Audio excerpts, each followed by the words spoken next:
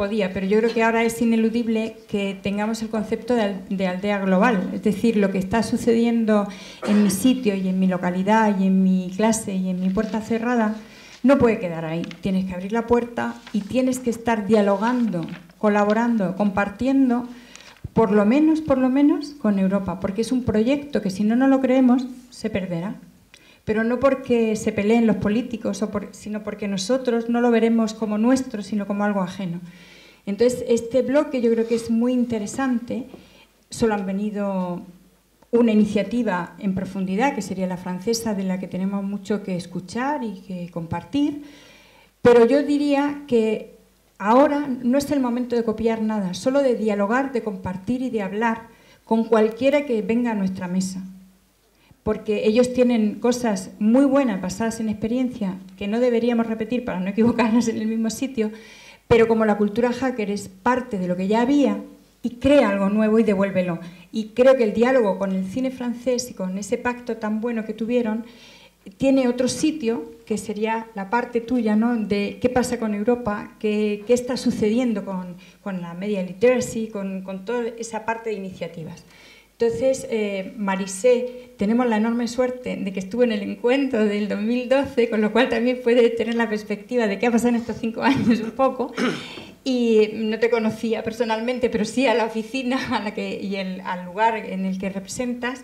Entonces, que nos cuentes un poco después cómo va Europa, pero pasamos la palabra, el micrófono, no sé quién lo tiene, para pasar a Fernando, que él no sabe que yo tuve la enorme suerte de conocerlo y de verlo en Londres con Paul Preston y en una sesión de cine, hablando del cine español con unos señores de una talla impresionantes, y porque allí se lo creen también en Inglaterra.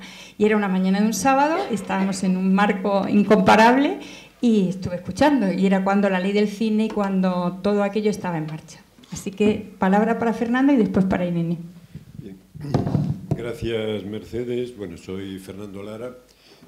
Yo, si me permitís, me gustaría empezar mi intervención recordando a una persona que falleció la semana pasada y que ha sido uno de los adalides del tema del cine y la educación en España, que es Juan Antonio Pérez Millán. Juan Antonio Pérez Millán, que fue director de Filmoteca Española, creador y durante 20 años director de la Filmoteca de Salamanca, que creó la primera escuela municipal de cine que hubo para niños precisamente en Salamanca, autor de numerosos libros y que tiene uno de ellos dedicado precisamente, un libro espléndido sobre cine y educación. El recuerdo a Juan Antonio me gustaría que fuera lo primero. Mi intervención sobre todo es una llamada a la práctica. Vamos a ver. Todos estamos de acuerdo en la importancia del cine, la educación, la relación entre ambos, todos los que estamos aquí y muchísima más gente que no está aquí y que se ve reflejada también en la revista de la Academia, una espléndida revista sobre el tema que acaba de publicarse. Todos estamos de acuerdo sobre ello, pero hay que llevarlo a la práctica. Es decir, tú citabas, Mercedes, y también tu coloquiante anterior, sobre la reunión en la Fundación Telefónica. Ha habido reuniones en el ICA, hemos tenido numerosas sesiones que han desarrollado el tema y, por supuesto, son muy bienvenidas y son espléndidas todas las iniciativas que se van viendo. Pero si no se hace lo que ahora se llama una hoja de ruta, seguiremos haciendo reuniones de este tipo sin cesar. Es decir, una hoja de ruta para mí pasa porque la Academia convoque una mesa de trabajo donde estén representadas las principales asociaciones, los principales sectores interesados, y a partir de ese momento se cree una especie de comisión ejecutiva que hable, como tú señalabas, con los grupos parlamentarios y que vayan paralelamente a hablar con el Ministerio de Educación. Me planteabas, y Manuel de tus ojos me planteaba, cuál había sido la experiencia en la etapa de la Ley del Cine de 2007. No la voy a detallar demasiado porque sería muy desmoralizante y no estamos para estas cosas. En aquel momento y en todas las gestiones con el Ministerio de Educación, entonces estaba Educación y Cultura separado, se planteaban 3 temas fundamentales. el Ministerio de Cultura no era competente sobre el tema, por eso en la ley del cine simplemente, como decía Manuel, era una disposición adicional que animaba a que esto se hiciera. El competente era el Ministerio de Educación, que era quien tenía que opinar y que planteaba temas fundamentales. Primero, esas competencias estaban transferidas a las comunidades autónomas, tendría que ser un acuerdo con las comunidades autónomas para hacerlo, con lo cual cada una de ellas con su personalidad propia. Previamente tendría que hacerse una formación de profesores que hicieran la enseñanza del cine y, por otra parte, no había medios económicos para esa formación de profesores y, además, había el problema de que el aspecto curricular estaba ya muy lleno por un montón de materias. Esos fueron 3 impedimentos. A la reunión que convocó el Ministerio de Educación, la Secretaría de Educación sobre el tema, solamente acudieron 4 comunidades autónomas no demasiado interesadas en el tema y el Ministerio de Educación fue un frontón insalvable en contra de este tema. Entonces, volviendo al tema de la hoja de ruta, creo que es fundamental que desde la academia se convoque esa mesa, se forme una especie de comité, vaya a hablar con los grupos parlamentarios y con el Ministerio de Educación y de una vez por todas se lleve a la práctica lo que desde mi punto de vista tiene que ser una actividad curricular. No vale con que sea puramente una actividad paralela, una actividad complementaria. No se trata de que una actividad curricular tenga que ser una actividad memorística, no se trata de que los alumnos se tengan que aprender de memoria la filmografía de 100 y pico películas de John Ford ni nada por el estilo. Se puede enfocar desde parámetros actuales de la educación en todos los sentidos.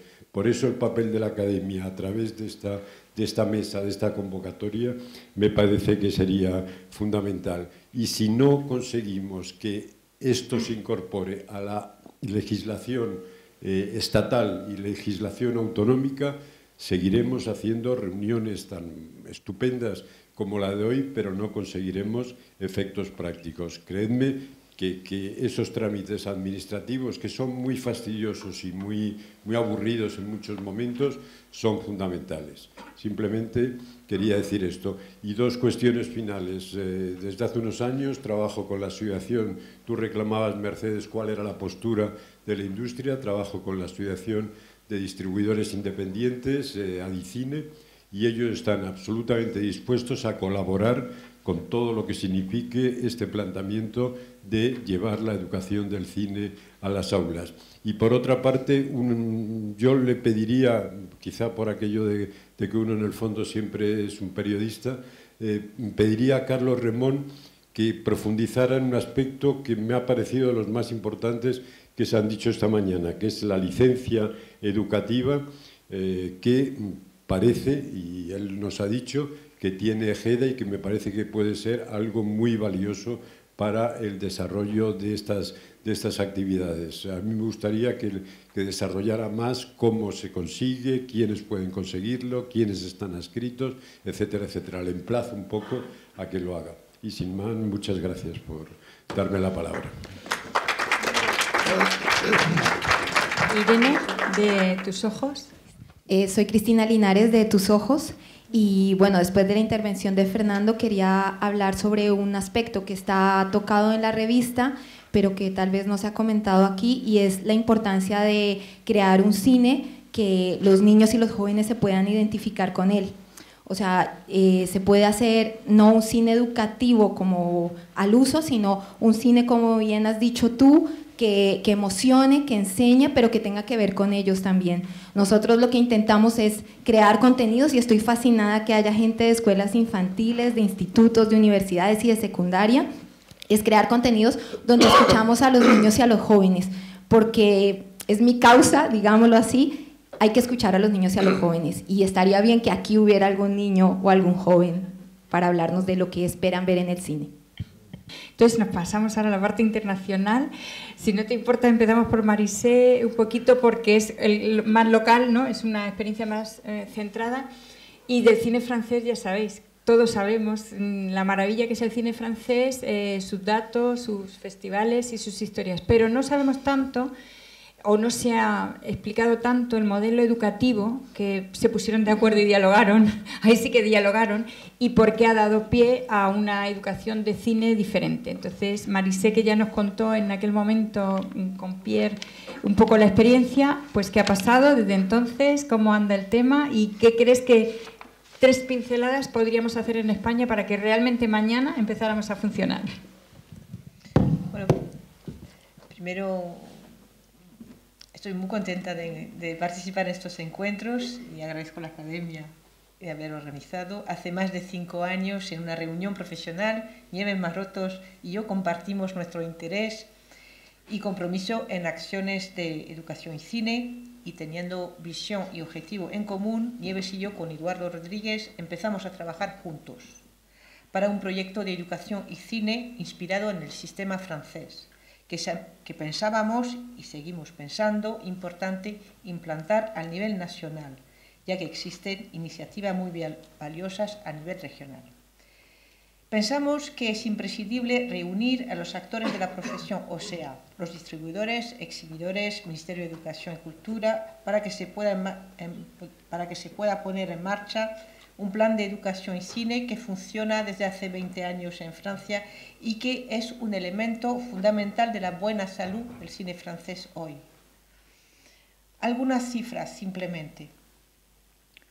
Más de 11% de los alumnos participan a los programas de educación y cine, y los dispositivos han generado más de 4 millones de entradas de alumnos de 3 a 11 años que descubren en una sala oscura las películas de Tati, de Chaplin, de John Ford, y hablan de ello en clase.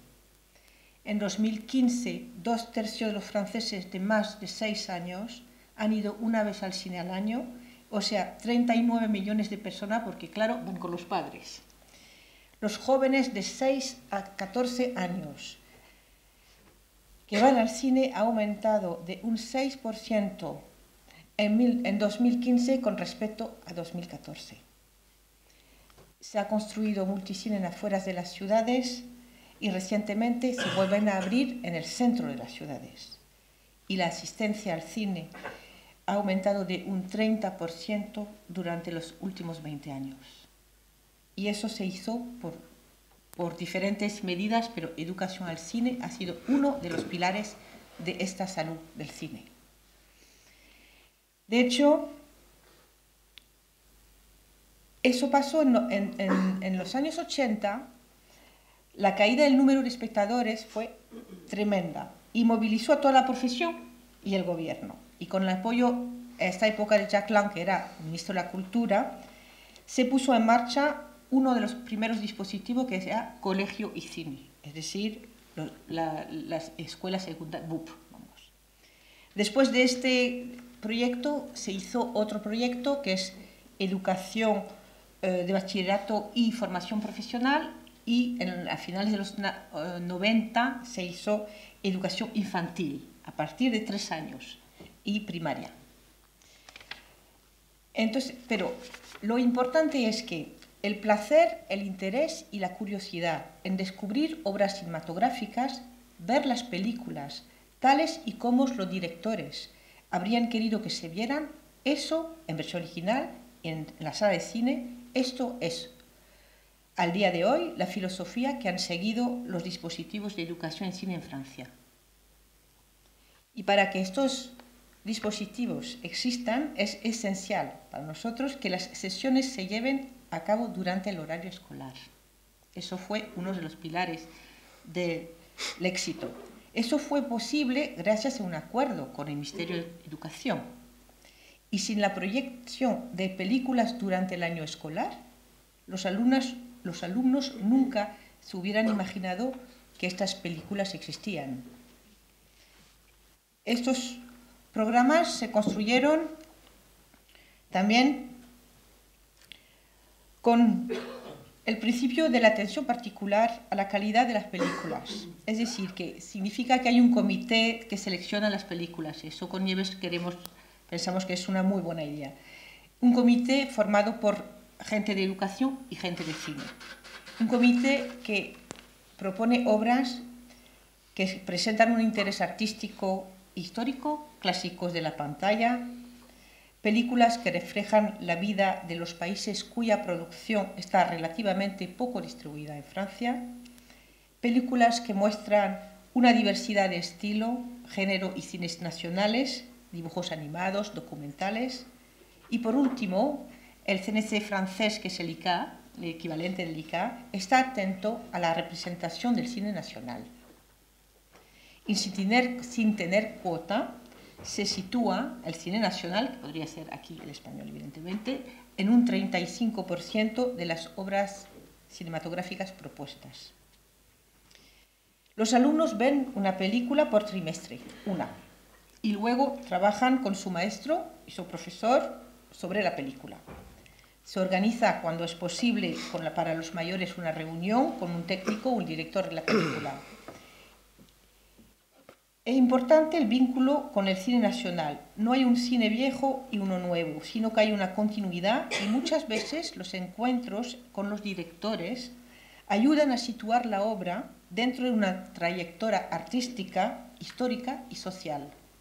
Y también ayuda al joven a situarse dentro de su propia cultura y construirse su propia identidad. En cuanto a los docentes, trabajan generalmente, eso después de 20 años tenemos estadísticas e informes, generalmente trabajan 2 a 4 horas por película en clase, fuera de clase más, evidentemente. Y para preparar su curso tienen una formación. Todos los docentes insisten en la importancia de la formación. Se organiza sesión de formaciones en las cuales se proyectan las películas del programa del año. Hay encuentros con directores, debates sobre las propuestas a explorar en clase. Se facilita herramientas de enseñanza especialmente diseñada a tal propósito. Material de archivo, vídeo de la película, información sobre el director, el nacimiento del proyecto y opciones pedagógicas que permiten a los docentes trabajar con los alumnos. Pero nunca son propuestas. Después el docente decide. Para el programa infantil también se organizan sesiones de formación donde se programan las películas, en las cuales se añaden actividades como cine-concierto, talleres de filosofía, talleres de dibujo, y todos estos dispositivos ayudan a crear espectadores al final, que sean capaces de descifrar secuencia, de dar forma al pensamiento crítico y de apreciar las joyas del patrimonio. ¿Cómo funciona este acuerdo? ¿Cómo funciona este sistema? Este sistema funciona por un acuerdo que es contractual, un acuerdo que está firmado entre las diferentes partes, que son distribuidores, que garantizan la calidad de la copia, proporcionan el material, el CNC, que es el ICA, que supervisa los cuadernos pedagógicos, que financia los gastos de duplicación de material de proyección, los subtítulos, los exhibidores, otra parte, que deben acoger a los alumnos y presentar sus instalaciones, ofrecer una proyección en condiciones óptimas. Los artistas, evidentemente, aceptan con frecuencia invitaciones a los centros de enseñanza. Y el otro elemento fundamental es la coordinación. La asociación, la entidad, cualquiera como se llame, no lo sé, que asegura el buen funcionamiento del dispositivo, que permite la transmisión correcta entre el nivel estatal y regional, aquí de las comunidades, que garantiza la buena circulación de material de proyección, o sea, de los DCP en este caso, documentos pedagógicos, evaluación de las operaciones, organización de intervenciones de profesionales y balance anual del programa. Las sesiones van al cine y los niños, las sesiones no son gratuitas, excepto para el personal de acompañamiento. Y hay un reparto de los ingresos de taquilla entre los exhibidores y los distribuidores, que está estipulado en el convenio nacional. El año pasado, después de las negociaciones entre las diferentes partidas. El precio se situaba alrededor de 2,50 € por alumno en Francia. El Fondo Social del Ayuntamiento cubre dichos gastos para las familias más modestas, porque toda la clase va al cine. Y el gasto de transporte está pagado por las administraciones locales. ¿Eso cómo funciona?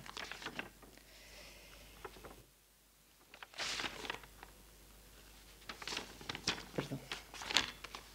Y eso es lo que es simplemente cómo funciona el programa. Un acuerdo nacional, un convenio contractual y después una organización coordinadora que asegura el buen funcionamiento. Y ahora, Francia tiene una oferta de cine diversa y amplia. En los dispositivos escolares, para que veáis un poco el tipo de película que se ha puesto. Hay los clásicos, ¿no? Es decir, Cantando bajo la lluvia,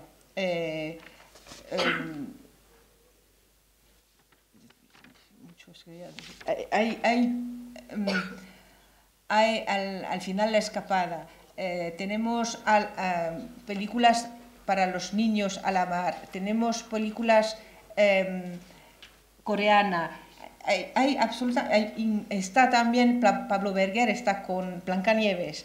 Y no sabéis el éxito que pueda tener estas películas con los alumnos.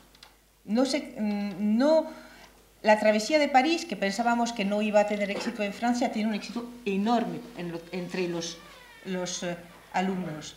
Es decir, que no hay que tener ideas preconcebidas, muchas gracias, porque no es así. Entonces, simplemente eso. Y esta oferta diversa y amplia, el número de espectadores envidiable que tiene Francia, que son 200 millones en 2016, o sea, cada francés va 3 veces al año al cine, eso hace que el cine hoy es la producción cultural preferida de los franceses, porque para ellos es fácil de acceso, asequible, y la llegada de enormes pantallas conectadas en casa no hicieron nada para atenuar esta tradición. La sala es también el lugar cultural que atrae a todas las categorías sociales. También quería mencionar que en los últimos años Francia se ha involucrado en otros dispositivos europeos como el CINED y también ha hecho un premio con los alumnos de bachillerato, ese que se llama el Premio Renoir, en el cual más de 60 clases de bachillerato han participado en 2015. Es un premio coorganizado por el Ministerio de Educación, el CNC y los profesionales del cine. La película premiada por los alumnos después forma parte del catálogo de educación y cine y también se apoya también lo que se llama el cine no comercial, es decir, un cine cuya difusión no se enmarca en el sistema de taquilla, sino que siguen reglas específicas, número de sesiones limitadas,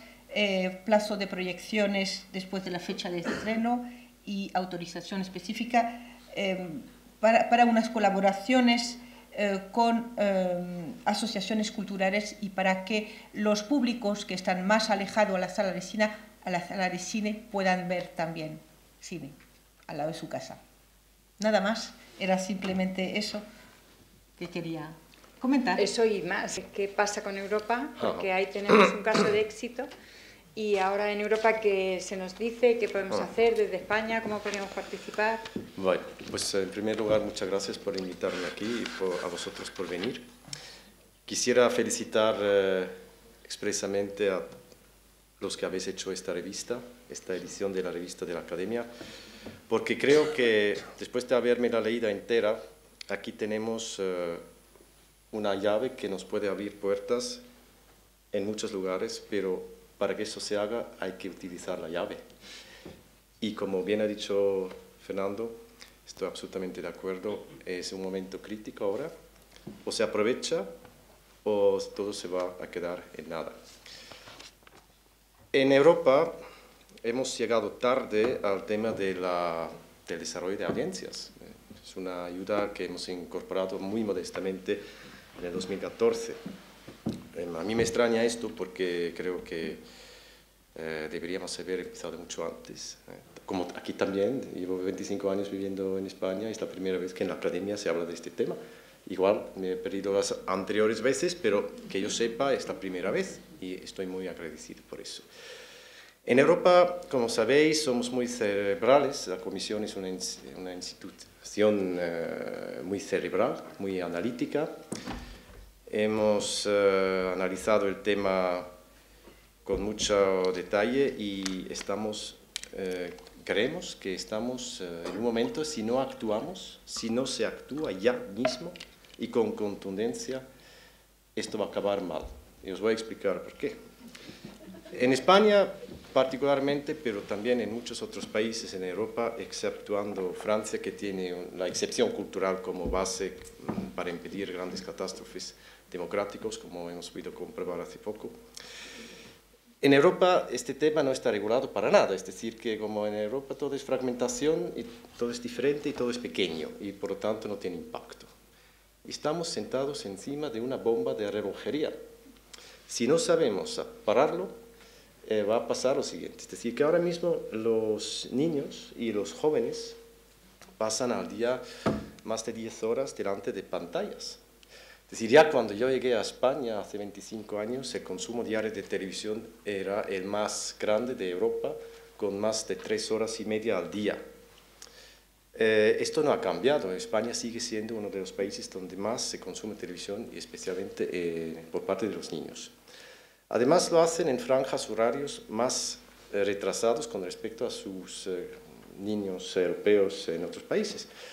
Aquí los niños se acuestan más tarde, por lo tanto muchos de ellos están viendo programas hasta las 11 de la noche antes de acostarse. Cuando no están viendo la tele están en los dispositivos móviles. Es decir, estamos hablando de 3 horas y media de tele más 8 horas o 7 horas de dispositivos móviles. Y lo que están viendo es alterador, porque no están viendo televisión española. Televisión española tiene otro público. Están en las cadenas privadas. El otro día, dando clases en la universidad, los alumnos estaban hablando de un personaje televisivo que se llama La Chiqui. No sé quién de vosotros sabe quién es La Chiqui. Yo no lo sabía. Me enteré después, me ha quedado una impresión terrorífica que me persigue día y noche, porque La Chiqui es realmente el esperpento a no poder más. Pero ahí está La Chiqui triunfando con su nuevo peinado. Pero eso no es nuevo, porque hace unos años, muchos años cuando estaba haciendo dibujos animados, en una clase con niños hablando de la serie, pregunté a los niños qué querían ser de mayor y ya entonces alguno me decía que quería ser el Conde Lequio. Entonces, si nosotros no somos capaces de utilizar nuestra herencia cultural europea y particularmente la española, que es riquísima, para ayudar a los niños a identificarse, porque ahí está la historia de España, en las películas que ven en cine de barrio. A mí cine de barrio me ha enseñado a mí cómo es España, mi nueva patria. Hay películas excelentes y de aquí para allá hay obras maestras una tras otra. Es decir, realmente aquí tenemos una herencia cultural enorme y no lo estamos poniendo en práctica a la hora de educar a nuestros hijos y ayudarles a entender lo que es el lenguaje visual, ¿no? En los periódicos ya podéis comprobar online que hay cada vez más vídeos que texto. España también es el país, si no me equivoco, sigue siendo el país de la Unión Europea donde más libros se editan y donde menos libros se leen. Entonces, ¿qué queremos? Si no, ahora hablaré de lo que se hace en algunos lugares, pero si no lo hacemos, se ha comprobado que con esta falta de media literacy, que incluye todos los medios de comunicación, en paralelo, a la medida que baja la educación literaria y audiovisual, también baja la participación democrática. Es decir, hay cada vez menos gente que va a votar. Y eso es un efecto que si lo prolongamos en el tiempo, acabaremos en una sociedad que nada tiene que ver con este mundo tan progresivo y tan social y tan estupendo que hemos tenido hasta más o menos los principios de los años 2000. A partir del principio de los años 2000 es cuando realmente explosionó Internet, cuando empezaron a ser norma los dispositivos móviles, etcétera, etcétera, etcétera. Estamos ahora en una dinámica muy acelerada, que es peligrosísima y que nos obliga a pelearnos en todos los frentes para que haya una educación cinematográfica, audiovisual y de lo que son contenidos culturales en general. Si no lo hacemos, nuestros hijos y nuestros nietos van a ser tontos y va a ser nuestra culpa, ¿vale? Entonces, dicho lo cual, nosotros nos dedicamos a estudiar lo que se debería de hacer, cómo se debería de hacer. Todos miramos a Francia siempre con mucha envidia, porque en Francia pues, se ha hecho un pacto estatal y es una excepción, no existe en otro país que nosotros sepamos y creemos que debería ser la meta. Europa y Europa Creativa en particular, en su programa Media, somos un instrumento de intervención económica. Ayudamos a lo que es el colectivo de empresas y profesionales audiovisuales. No nos metemos mucho en lo que es política cultural a nivel estatal, porque no es nuestra competencia, no es nuestra misión, ¿no? Y entonces nos limitamos a observar y a aportar datos cualitativos, ¿no? Y aquí hay algunas conclusiones que son muy generales y valen para la mayoría de los países, menos para Francia, ¿no? Es decir, que aquí hay un fenómeno que la film literacy o educación cinematográfica no existe en casi ningún país como materia. Entonces, si los alumnos quieren aprender algo sobre cine, eso tiene que ser dentro de otra materia. Entonces, está relegado el cine a un segundo lugar, es decir, que dentro de literatura, o dentro de sociales, o siempre dentro de otra cosa, ¿no? Entonces, se ve que esta supresión de la importancia tiene un efecto nocivo porque la gente no se lo toma en serio. Empezando por los propios niños, porque los niños aprenden lo que nosotros les enseñamos. Y son como esponjas. Si les enseñamos bien, pues ya sabrán lo que es importante y lo que no. Después, otros obstáculos hay que, bueno, pues hay restricciones curriculares y pedagógicas por todos los lados. Es decir, los profesores, básicamente en muchos lugares, no tienen derecho de, entre comillas, perder el tiempo con el cine. Entonces, pues ahí hay un criterio de darle el prestigio a un lenguaje que se merece, ¿no? Porque estamos viviendo en un mundo cada vez más audiovisual. Y, bueno, no tenemos quizás que restringirnos al cine, también hay que hablar de televisión, porque la herencia televisiva, tanto en ficción como en documental, como en lo que es el periodismo, también es digno de analizar y de enseñar, ¿no? Es decir, que si un pensamiento crítico también se adquiere sabiendo de cómo se han utilizado, por ejemplo, el lenguaje cinematográfico por razones propagandísticas durante las guerras y después de las guerras y antes de las guerras, etcétera, etcétera, donde hay, es decir, que muchos grandes maestros del cine como Hitchcock y Billy Wilder han hecho películas propagandísticas con su talento y además muy bien hechas y se pueden ver. Entonces, ¿por qué no lo enseñamos también esto en el colegio, no? Bueno, hay muchas restricciones prácticas, es decir, que muchos colegios no están equipados para mostrar obras audiovisuales. Es un tema de equiparlos debidamente, ¿no? Ahora ya con estas pantallas planas y interactivas que hay, son estupendas, ¿no? Hasta puedes pintar encima de ellos y explicar los planos y después borrarlo. Para análisis de cine, para análisis de películas es una delicia, ¿no? Bueno, pues se ven cada vez más, pero tenemos que estar encima también para implementarlo, y igual hay que subvencionarlo, más si no lo está ya, no lo sé. Después hay el tema económico y legal. El tema legal es realmente insólito, ¿no? Es decir, EGEDA ha roto una barrera que es muy importante, la de la licencia educativa, que yo que llevo muchos años enseñando en escuelas, si no quiero infringir una ley, realmente tengo que poner una película americana. Muchos casos. ¿Por qué? Porque los americanos tienen un sistema que se llama, o tienen una asociación que se llama MPLC, Motion Picture Licensing Company, que te ofrece un catálogo de miles de películas de los estudios de Hollywood a precio de risa. Lo puedes utilizar legalmente en tu escuela o universidad, etcétera, etcétera.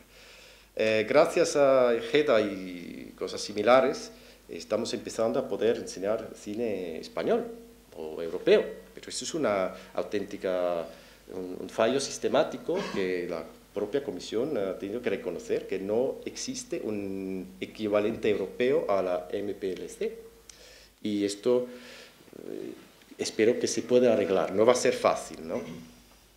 Entonces, también es cierto que hay una desconexión entre la industria y el sistema educativo, ¿no? Y ahora mismo que tenemos un ministerio que lo une a los dos lados, sería la gran oportunidad también de unirnos todos en una intención común, ¿no?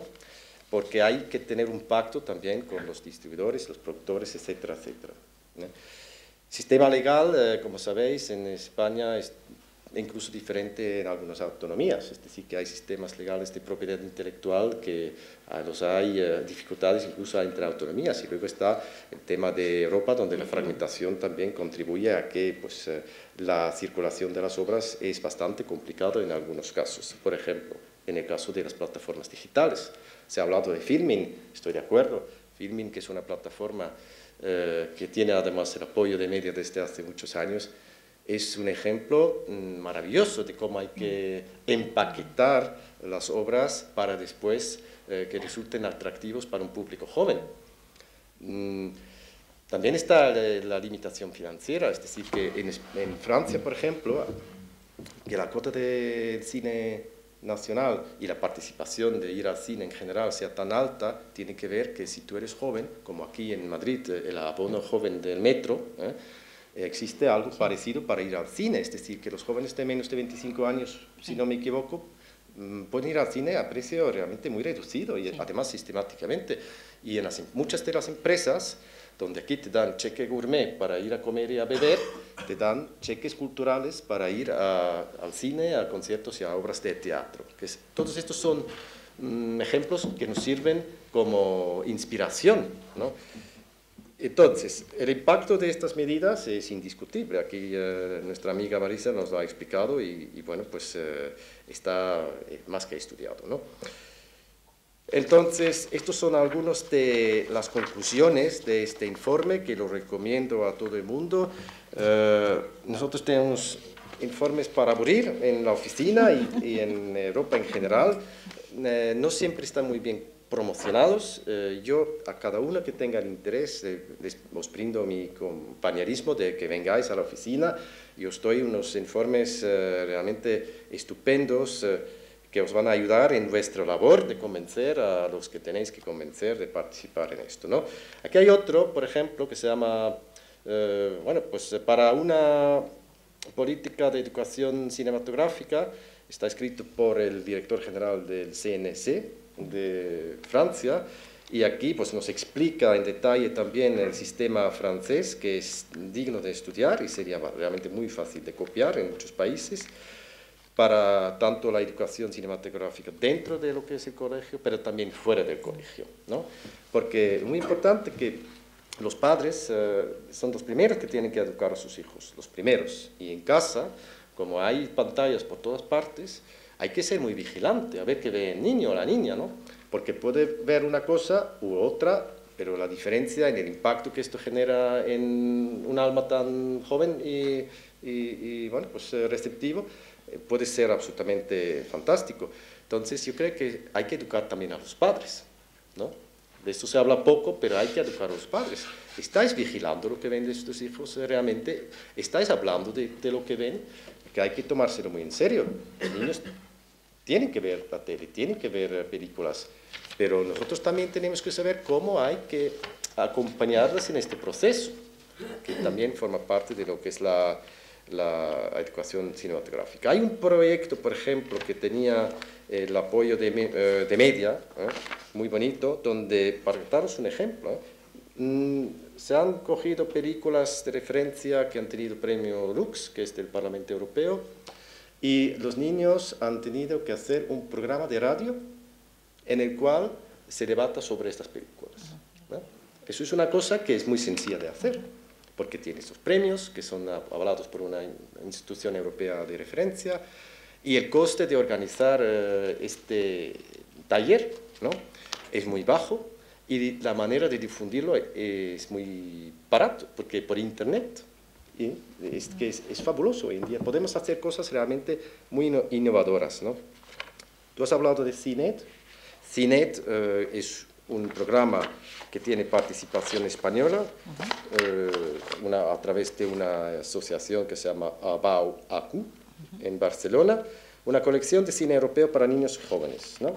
Es decir, no es nada de otro mundo, es decir, que es una iniciativa en la que colaboran varios países, es decir, Francia, República Checa, Italia, Finlandia, Rumanía, Portugal y Bulgaria.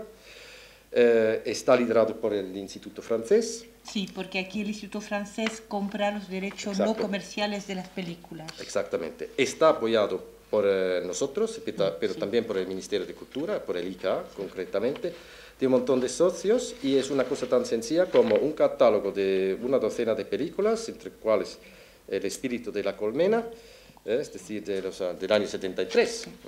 Hay películas de todo tipo y color, y luego hay lo que son los instrumentos pedagógicos que después los profesores pueden utilizar a la hora de analizar estas películas con los niños. Lo que me ha gustado también en esta iniciativa es que cuenta con la participación de cineastas. David Trueba, si no me equivoco, es uno de los valedores del proyecto, y ellos están dispuestos, van a los colegios y participan, lo cual es efectivamente este roce que puede tener el niño con el genio, con el inventor y del creador, que puede ser una inspiración fabulosa, ¿no?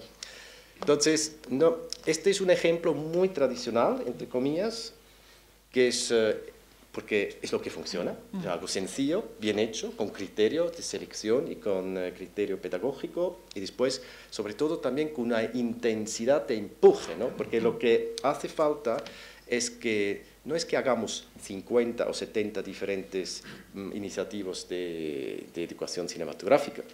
Tenemos que hacerlas más grandes, más pesadas, con más fuerza, para que tengan más impacto. Yo creo que ahí está el reto, y es donde Europa tiene realmente grandes dificultades que tenemos que reconocer, y en función de este análisis tenemos que buscar, bueno, pues, un mayor peso para tener una mayor visibilidad, para tener un mayor impacto. Pues muchas gracias a los dos. Para que podamos dejar paso a los siguientes, si os parece, no hacemos el turno de intervenciones para que podamos ir más ágiles, porque os hemos cambiado el horario un poquito. Cambiamos ahora la mesa.